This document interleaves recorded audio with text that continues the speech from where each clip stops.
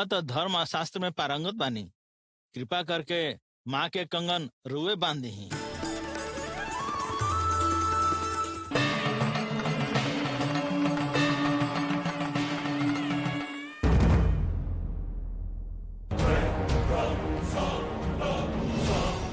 हम कंगन पहना नहीं खी सकत, बाकी अपना हाथ से हम कंगन शंकर शास्त्री के दे सकत बनी ना। ठीक बा शास्त्री जी।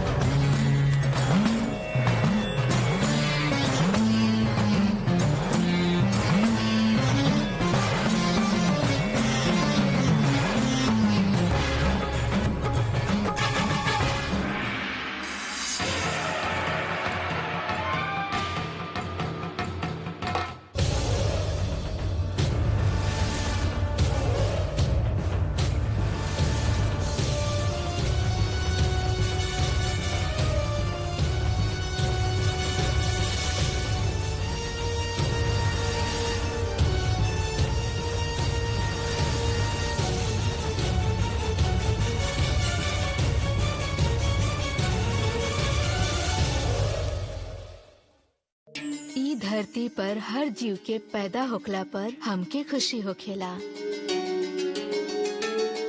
ई दुनिया के हर माँ के ममता में हम ही रहेला।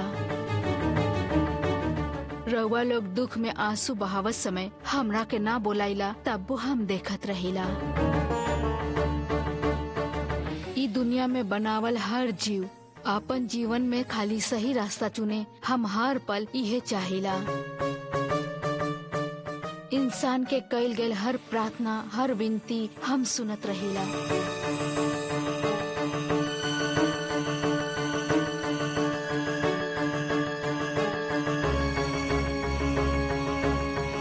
सबके फायदा होके चाहे ना होके, हम दुनिया के सब केहू के बात सुनत रहेला।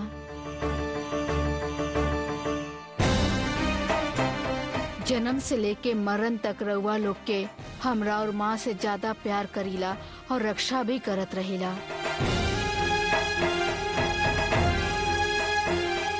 रउआ सब लोग हमार बच्चा हई, हम ही रउआ लोग के बनैले बानी। रउआ लोग ऐसा ही रही तो राउर सोच बुरा कैसे हो सकता। हम अमृता अंबिका हई और हम ही रउआ लोग के बनैले बानी, तो जहर कैसे बन सकता नहीं।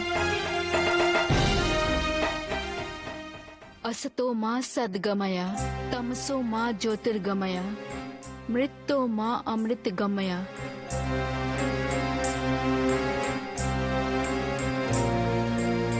और ऐसे देखा तो काहे इस दुनिया में जहर के आदत बा और जहर से केहू के भला ना होला। माँ के गोद में रह के माँ से नफरत, माँ से दुश्मनी, हमार बनावल सृष्टि में ऐसन काहे हो रहल बा।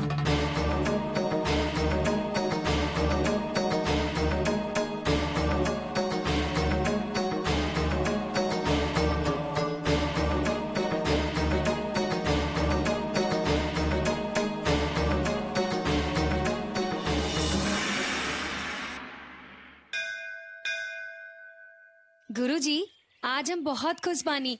रउए अपन हाथ से कंगन बंधले बानी। ये हमार भाग्य है बेटी। तो देवी माँ भी साफ सफाई में ध्यान देवेली गुरुजी। हाँ लाली, हमने के रोज नहा धो के सजावट करके साफ रहिला, माँ भी चाहेली। वैसे ही माँ भी साफ जगह पर ही रहेली। यही से हमने के अपवित्र अशुद्ध ना रहे के चाहिए। सच्चे मन से माँ के सामने हाथ जोड़े से उमा कृपा दिखावेली रउआ कहिला। तब फिर ही हवन, उत्सव, पूजा पाठ, कंगन काहे खातिर गुरुजी? सब हमनी खातिर लाली, सब कुछ सही रहे खातिर। ऐसे वो माँ के कोनो फायदा नहीं खे।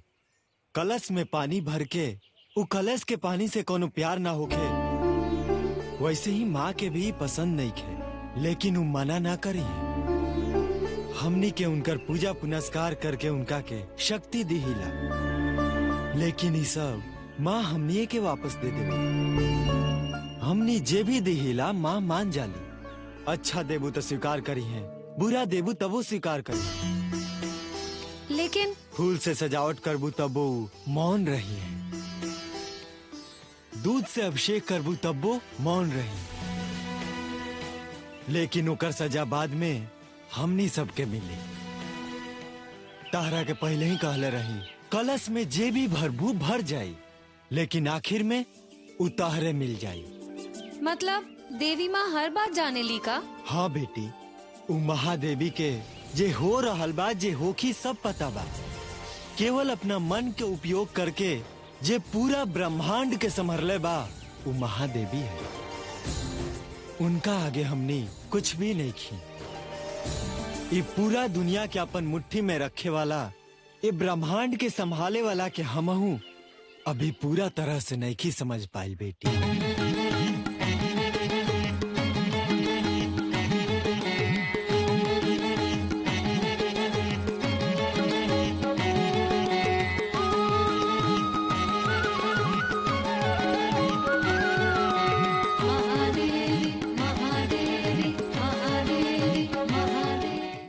शाबाश विरूपाक्ष, तू जोन कहले रहा तो करके दिखा देला।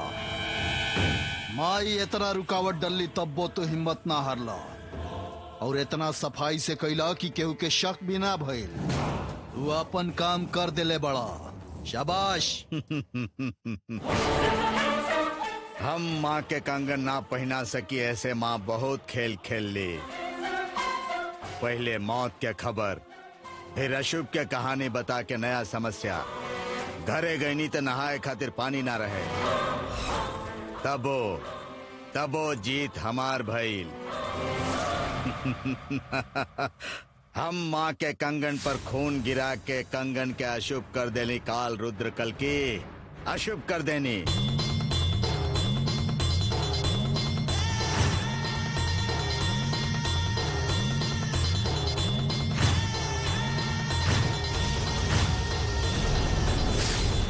एकरा बाद त्रिपुर सुंदरी माई के उत्सव शमशान घाट के यात्रा के तरह हो जाए।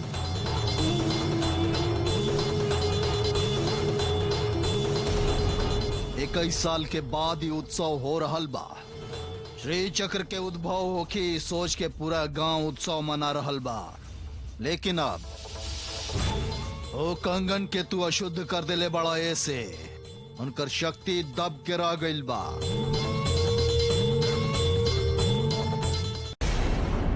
अब आगे हमनी के रास्ता में कौनो रुकावट नहीं के रह गइल विरूपाक्ष। यहाँ हमनी खुशी मनाई और वहां माई दुखी होखी हैं। इस सब के कारण बड़ी तहारू महादेवी। अभी हमने उनकर नाम के जयकारा लगाई। श्री श्री त्रिपुर सुंदरी माता जी के जय होके, जय होके, जय होके।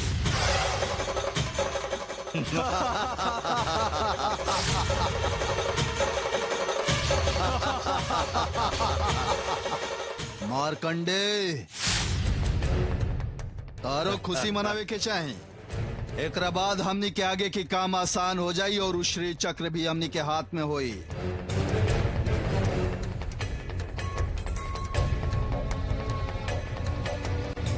कौन पागल गैंग के आदमी लागत तारा लोग। कैसन चक्र के पीछे पड़ल बड़ा लोग। हमरा तक कुछ समझे नहीं आवत। हमार काम खत्म नहीं है भाई। कौन महादेवी, कौन कंगन, वो सब तू ही लोग जाने ला। हम जौन चाहता नहीं वो पूरा होके के चाहिए बस। ओकरा बाद तू लोग कुछ कर। मार्कंडे ओकरा के खोज के लिए मार्कंडे। हम ओकरा के खोजे खुदे जा रहल बानी।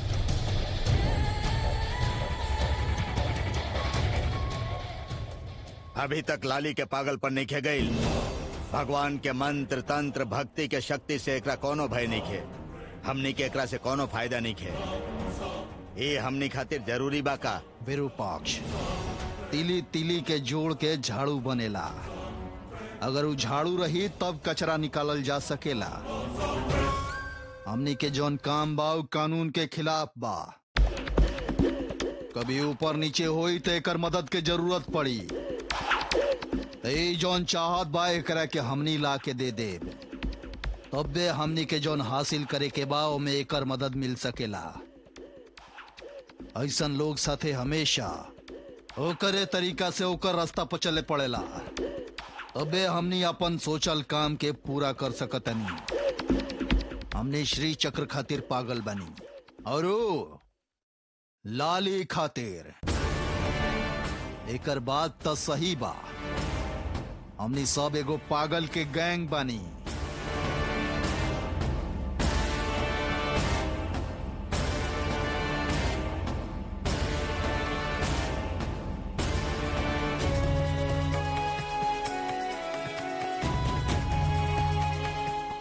ए पंचाम, हाँ 2000 रुपया देता। मंदिर में से हमार पगार मिली तो में से काट लिया। 2000 रुपया? लेकिन हमरा जहाँ तक पता बा तू शराब पियल छोड़ देले बड़ा, जुआ खेलल भी छोड़ देले बड़ा। तहरा के पैसे के का जरूरत बा? ऑटो रिपेयर करावे के बा भाई। एक आध दिन में उत्सव खातिर लोग आवे शुरू कर दिए हैं। दूर दूर के गांव से दिन भर में रोज कम से कम 200 लोग आई हैं। कंगन बंधैला के बाद से माँ के मंदिर में भीड़ होके शुरू हो जाला। ये बार मंदिर खातिर ऑटो चलैला के बाद मंदिर से बस स्टैंड के बीच में 2 चक्कर लगावे के पड़ी। एक आदमी के 5 रुपया, 10 आदमी के 100 रुपया, 4 राउंड जाई तो 200 रुपया। 200 गुना 10 दिन 2000 रुपया फिर तारा हाथ में लाके रख दे।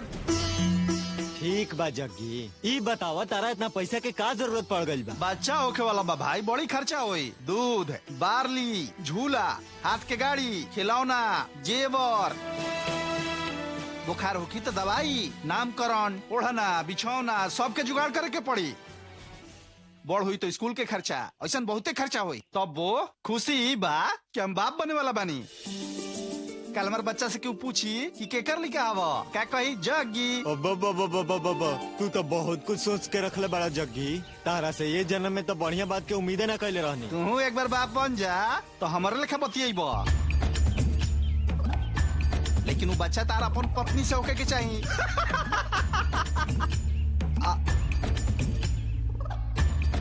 अरे हम मजाक की नहीं। हाँ सुना, कम से कम 2 लाख रुपया के जुगाड़ करे के पड़ी।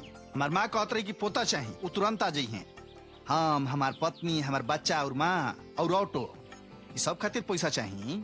रुका,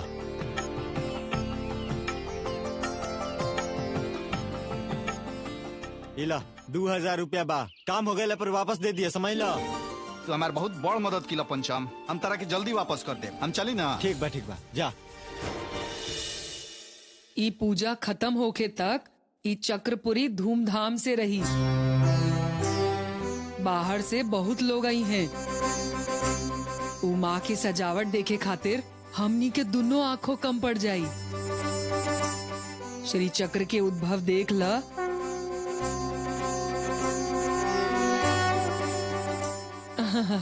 ओकरा बाद त हमनी के जन्म सफल हो जाई। हमनी के कईल पाप भी हमेशा खातिर धुल जाई।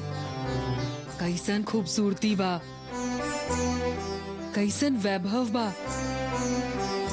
कुंभ 12 साल में एक बार हो खेला, लेकिन हमनी के चक्रपुरी में चक्र उत्सव 21 साल में एक ही बार हो खेला।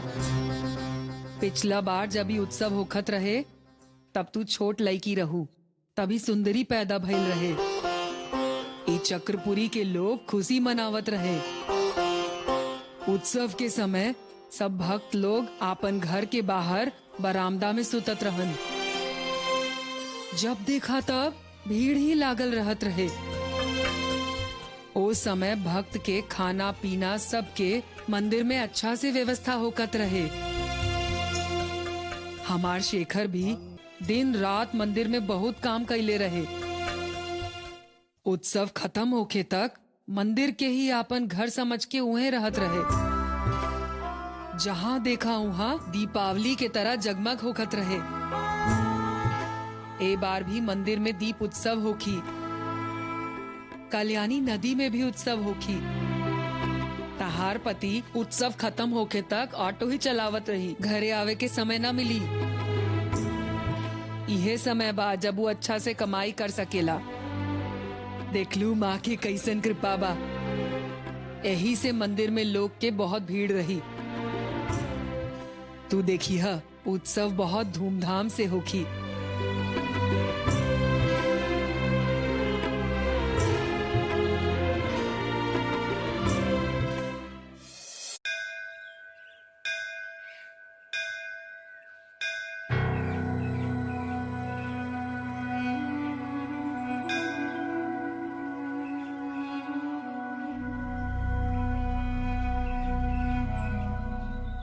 ए बंगारी, काल तहरा के का भइल रहे? सांच कहा हमरा पता चल गिल रहे तो गुस्सा आ गिल रहे। गरीब के गुस्सा ना करे के चाही। तहार गुस्सा से का भइल पता चलल? सब तहरा के पीट देलस। ई सब छोड़ा, नाता सिर्फ मार पिटाई ही मिली। कुछो करे दा, हमरा जान के डर नहीं के। सुंदरी के न्याय मिले, हम बस ही चाहते नहीं। तू पागल हो गई बाड़ा। सुंदरी के भूत पकड़ ले बा। ऐसन मत करा बंगारी, बड़ा लोग से लड़ाई मत करा ना। एकर बारे में तहरा के कुछो नहीं के कहे के। डांटे मारे से सांस झूठ ना हो जाई। विरूपाक्ष शास्त्री सुंदरी के मरले बने। माँ खुदे सपना में दिखाई लियो, हम उनका के नहीं छोड़े वाला।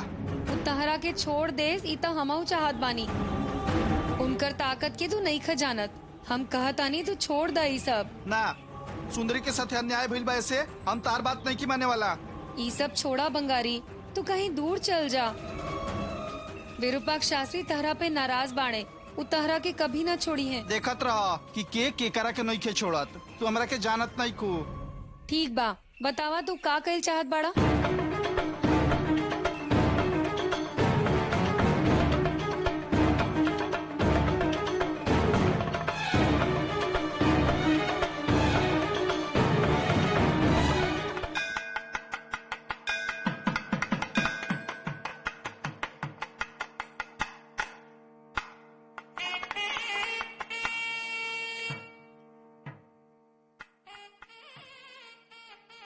जल्दी चला। पंचम तू हमरा बोलैला है का? हाँ शेखर, तू घरे जल्दी चल जाई, बस सोच के बोलाई हम। माता के दर्शन केला बिना हम कबो जाइला का? ना ऐसन बात नहीं है। हाँ एगो बात बा, हम जात समय बतावल भुला जाए, यही से बोलौनी है। बताओ। सुन शेखर, माँ के कंगन बांधे के समय आ गइल बा। ए समय लोग के भीड़ पहले से ज्यादा होखी, यही से महाप्रसाद ज्यादा बनावे के पड़ी। पहले से काम ज्यादा बा, यही से काम पहले शुरू कर दा। ठीक बा ना? तू ठीक अपने बा। से सब काम ठीक से करिया। ठीक बा। और सुना, सब काम खातिर तारा के बुलावत ना रहब, समझला ना? यही से तू खुदे समझ के काम कर। जा निकला। ए वो तरफ बाना था।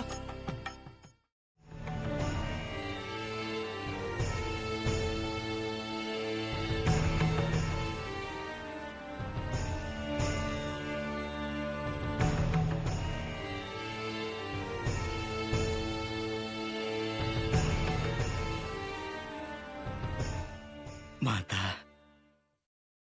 जगत जननी, 21 साल के बाद आइल बा ये उत्सव। श्री चक्र के दर्शन होगी।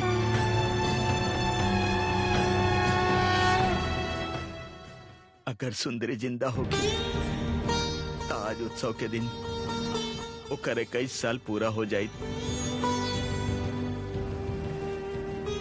ओकरा बदला में लाली के दे देनी रहुआ। ऐसन करके रहुआ हमरा पर करुणा कैनी माता। ई उत्सव अच्छा से होखे के चाहिए। हमरा और सेवा करेला, हमरा और दर्शन के भाग्य मिले। कृपा करब माता।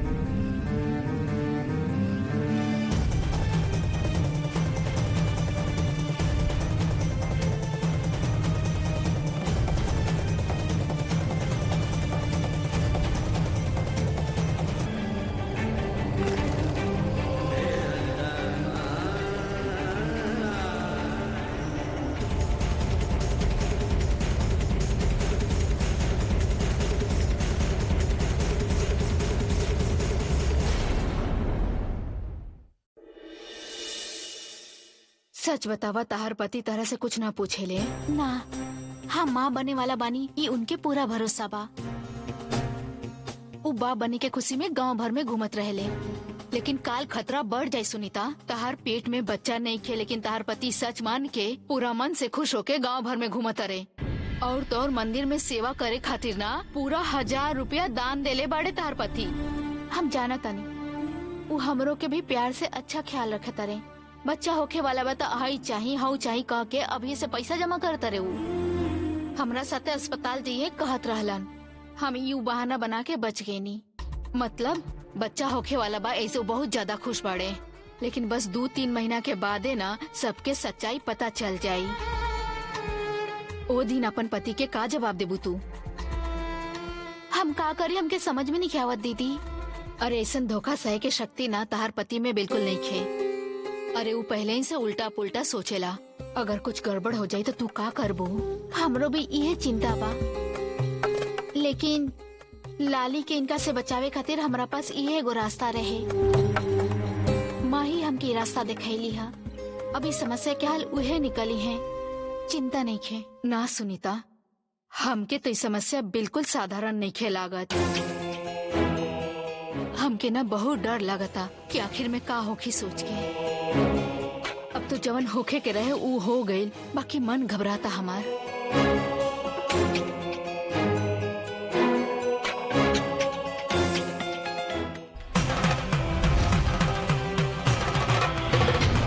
बाबूजी,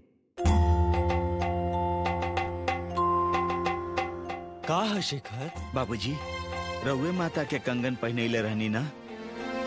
देखी, हम वहाँ मंदिर में रहनी, बाकी तबो हमरा पता न चलल। ई बात हमरा आचार्य जी बतौलन। अगर पहले पता होखी तो रउआ हाथ से माता के कंगन पहनावे के दर्शन के लाभ हमरो मिली। ये सब अचानक भइल रहे शेखर। अचानक होके कहल जाला ना, वैसे ही भइल रहे। कंगन बांधे के भाग खातिर हम आज मंदिर ना आई रही। विरूपाक्ष शास्त्री कंगन बधी हैं, यह सोच के हम आयल रहे। मुहूर्त के समय निकल जाए यह सोच के आचार्य जी हमरा से कहले रहा। पता नहीं हमार भाग्य है, हम ही माँ के कंगन बांधी यह लिखल रहे। यही खातिर आज हम अपन हाथ से महादेवी के कंगन बंधनी। कितना खुशी के बात बा। हमार परिवार खातिर गर्व के बात बा कि रउआ माता के कंगन पहनेनी। अब काल से देखब भक्त लोग के भीड़ कैसे तालाब से बाहर निकल जाला। और अब आगे आगे देखत रहा, महादेवी के चेहरा पर रोशनी बढ़त ही जाई। आकाश में रहे वाला सूरज और चांद जैसन माँ के चेहरा पर रोशनी दिखाई दी। वो रोशनी दिखाई दिहल शुरू हो गई बा। बाबूजी, अब हमार बात के अगर रउआ बुरा लागल होगी तो ओकरा खातिर हम क्षमा चाहत बानी। हम हर रोज काम खत्म कइला के बाद पहले माता के दर्शन करेला तबे घरे आइला। आजो हम माता के दर्शन करे खातिर गइल रहनी।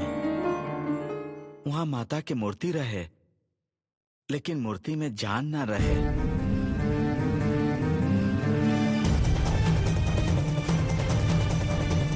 पहला बार हमके लागल कि माता के खाली मूर्ति बा यहाँ।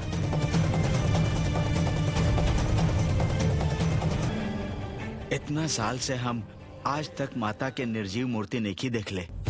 तू ई का कह रहल बाड़ा शेखर? बहुत पूजा भइल रहे, आज कंगन भी बंधाइल बा, यज्ञ हवन सब भइल रहे। रोज से ज्यादा तो माँ के चेहरा पर रोशनी आज होके के चाहिए, लेकिन तू कहता रहा माँ के चेहरा पर रोशनी ना रहला जैसन लागत रहे। हो सकत बा कि किचन के धुआं से हमार आंख में धुंधलापन दिखाई देत होखे। हो सकेला हमार भरम होखी, जाए दही।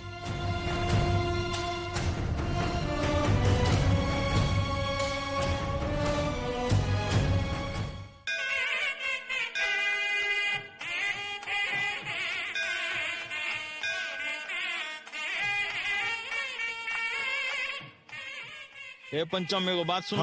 आज लोग के भीड़ ज्यादा होखी, लोग आवते हुई हैं। पकड़ा। ध्यान दिहा, माई के दर्शन सबके होखे के चाही, भक्त लोग के तकलीफ ना होखे के चाही। ऐसा करो, एमे दूगो रस्सी लेके बांध दो, पकड़ी। लोग लाइन से आई हैं। ओने दूगो तू रस्सी होने जाके बांधा। अपन काम करो। ओने ज्यादा भीड़ होखी, कस के पकड़ा, खींचा खींचा। ए कस का पकड़ा। आई पकड़ी। और जग्गी के फल और प्रसाद लावे के कह दे, हाँ। वो यहाँ लेके आई। आज मंदिर में ज्यादा भीड़ हाँ, होखी ठीक ना, बा। यही से ज्यादा चाहिए। काल लाली आई तो ओकरा के हर एक सीढ़ी पे अच्छा से रंगोली बनावे के कह दिया। हमरा बाहर आवे के मौका ना मिली, हाँ, कह दे। काहे कि काल हमरा पूजा पाठ करावे के बाद समय ना हाँ। मिली। ए मदन, तो निहने के बांधा, तो कस के बांधा एकरा के, जल्दी जल्दी करो। ए पकड़ यहाँ, वहाँ थोड़ा खुला छोड़ दे। ऐसे ऐसे हमार बात समझ में और नहीं आ रहा चीज़। उनका। 3 गो राशि लागी, उन्हें भीड़ ज्यादा होखी ना, तो तनी कस के बांधा सन। अरे देख के हाँ वही जा खींच के बांधा सन।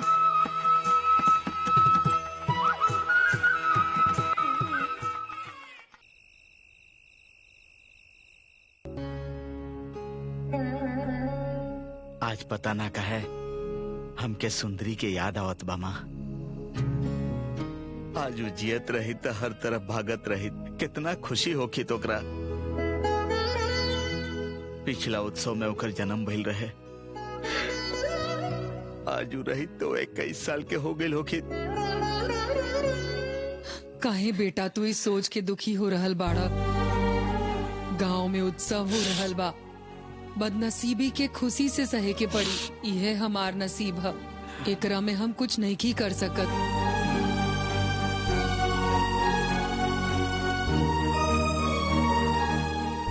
दादी,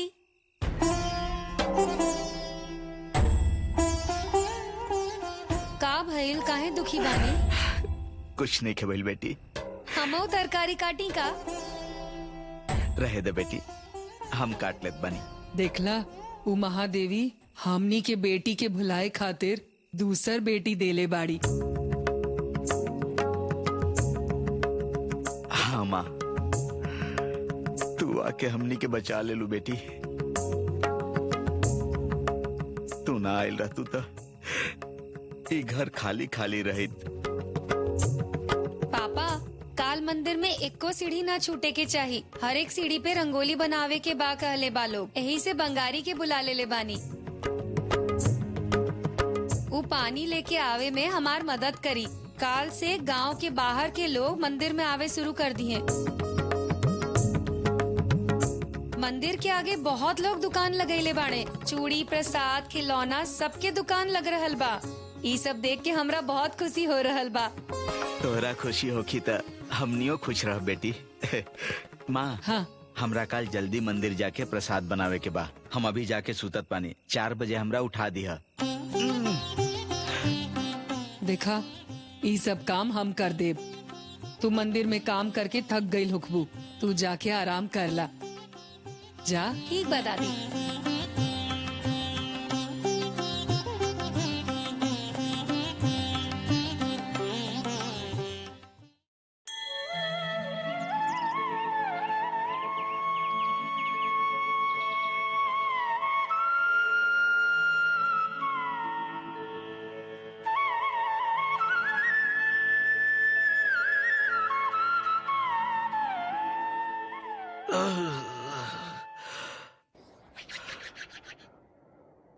कराग्रे वस्ते लक्ष्मी, कर मध्ये सरस्वती, कर मूले तु गौरी प्रभाते, कर दर्शनम। कर मध्ये सरस्वती, कर मूले स्थिते गौरी। अरे हे भगवान, माँ, माँ, तू अभी तक एहिजे बाड़ा? तू हमरा से का पूछत बाड़ू? हम कहले रहनी ना 4 बजे उठा दिया। हम सवेरे 4 बजे से उठा रहल बानी। शेखर शेखर कितना बोलनी, लेकिन तू सुनबे न कइला। तू तो सुतल रहा। इतना बार शेखर कहे से अच्छा था भगवान के नाम ले लेती तो दर्शन मिल जाई। तहार कान में हमार कोनो बात पहुँच रहल बा कि ना? हम तो तहरा के कितना बार पुकरनी, लेकिन तू जवाब ही ना देला। हम कहले रहनी के 4 बजे उठा दिया, ऊपर से कहानी सुना रहल बाड़ू। अब देखा, इतना बात करे से का फायदा? देर तो हो गई ना। अब हमरा नहा धो के मंदिर पहुँचे में और प्रसाद बनावे में कितना देर हो जाई। ये बात नहीं खे बेटा, तू उठ के खाली पेट चल जाइबा। यही से ना उठाई नी हा। तू तनी रुका, नाश्ता करके जइहा। अभी चाय लावत। चाय ना चाहिए, कुछ ना चाहिए। हम नींद में रहनी तो उठैलू ना, ऊपर से कहानी सुनावत बाड़ू। हमरा वजह से प्रसाद बनावे में देर हो जाई। पंचम वहाँ हमार इंतजार करत होके। वो हमरा नौकरी से निकाले खातिर मौका ढूंढत रहेला। हमरा जगह पर वो अपन साला के नौकरी पर रखल चाहत बा। शेखर, तारा इतना ज्यादा घबराए के जरूरत नहीं खे। केहू कुछ कही तो शांत रही। हाँ ठीक बा।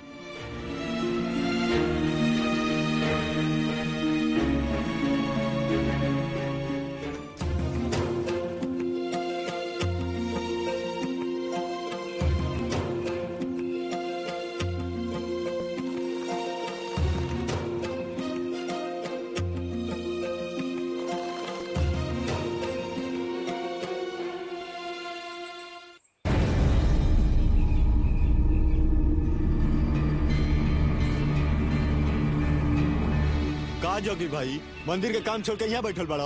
कल माँ के कंगन बंधाए के रस्म हो गइल बा। आज से लोग के भीड़ होके ये सोच के गाड़ी चलाई तो 4 पैसा की कमाई हुई। ये सोच के 5 बजे से आके जब उठल बनी। अभी 6 बज गइल बा, लेकिन अभी तक यहाँ केहू ना उतरल। आज धंधे ना रहे, यही से दुकान बंद करके हम आ गई। लोग के बात तो छोड़ो, गाँव के भी केहू नहीं खे रहल। उत्सव खातिर अभी 22 दिन बाकी बा। 21 साल के बाद होके वाला ये उत्सव हो। श्री चक्र उद्भव होके वाला बा। बाकी यहाँ कोनो माहौल नहीं के दिखत। चला यही में एक राउंड हो जाओ। हम उ सब आदत छोड़ देनी। हम बाप बने वाला बानी, ऐसे उ सब बंद। अच्छा चला चला, तारा के हम छोड़ के आवत नहीं। पैसा ना मंगवा? अरे गाड़ी में बैठा, तारो धंधा नहीं के बैल को आता देला। बैठा,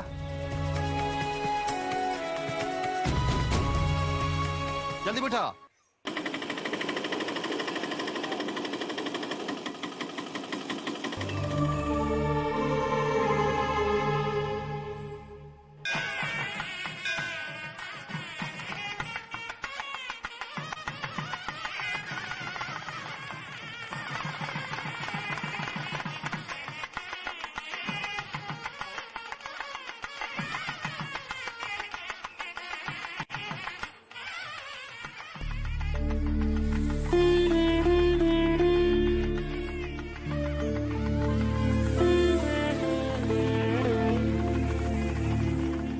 ई का बंगारी उत्सव के दिन तू इतना खाली खाली काहे बैठल बाड़ा?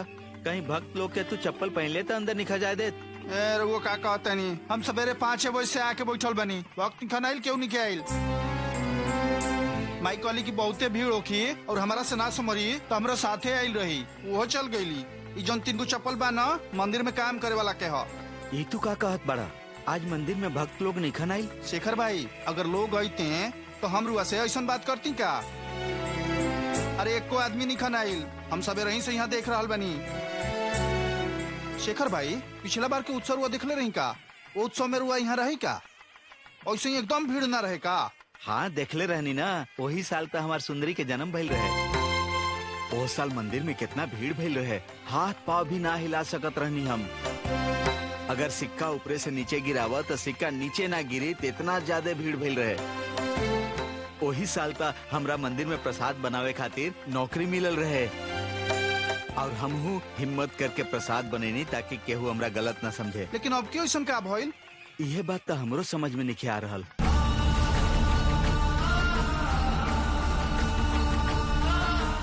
लागता कि हमार किस्मते खराब बा। सोचले रही कि उत्सव में ज्यादा कमाई होगी तो सब पैसा जमा करके हम माँ के दिखावे बड़का अस्पताल ले जाइब। बाकी लागता कि ऐसा कुछो ना होगी। हमारा तो लागता कि केहू के नजर लाग गइल बा, कुछ समझ में नहीं आ रहल। हम तो देरी होए के वजह से जल्दी जल्दी तैयार होके आ गई नी। ये पंचम बेकार में हमरा पर चिल्लाई। ठीक बा, अंदर का होत बा हम देख के आवत बानी।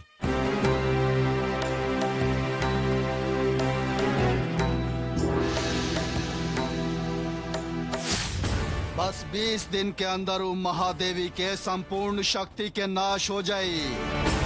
वो कोनो माया मंत्र नहीं कर सकत और हमनी के खिलाफ कोनो षड्यंत्र ना कर सकी हैं। अब हमनी के कार्य सिद्ध होके में कोनो रुकावट नहीं के रह गइल विरूपाक्ष। हमने जैसन सोचने वैसने होत बा। लोग नेखन पूजा नहीं के होत, होम हवन नहीं के होत, सब तरफ सुनसान बा। होखे दा, हमनी के काम में रुकावट डाल के बहुत खुश होत रहली ना महादेवी। अब हमनी के खुश होके के समय आ गइल बा काल रुद्र कल की।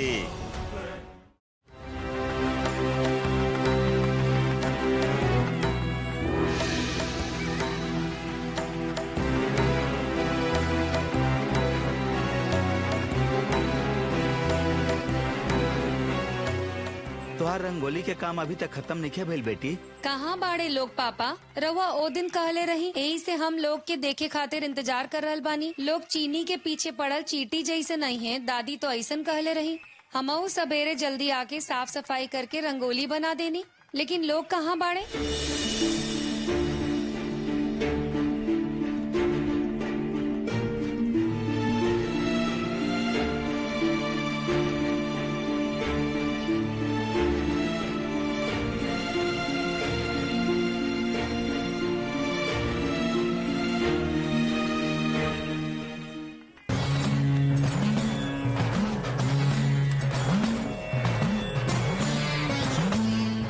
लोग आई हैं बेटी।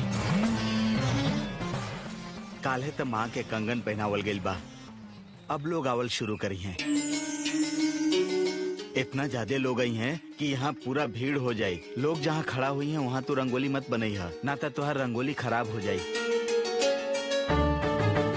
हमरा देर होत बा, हम जा रहल बानी। तू अपन काम खत्म करके हमरा पास आ जाइए।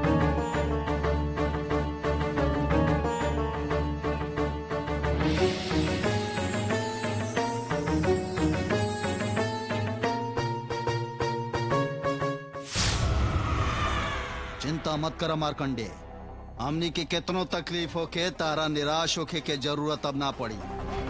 आगे से तहार इच्छा भी पूरा होई और हमनी के भी इच्छा पूरा होई। चिंता मत करा और संतोष से रहा।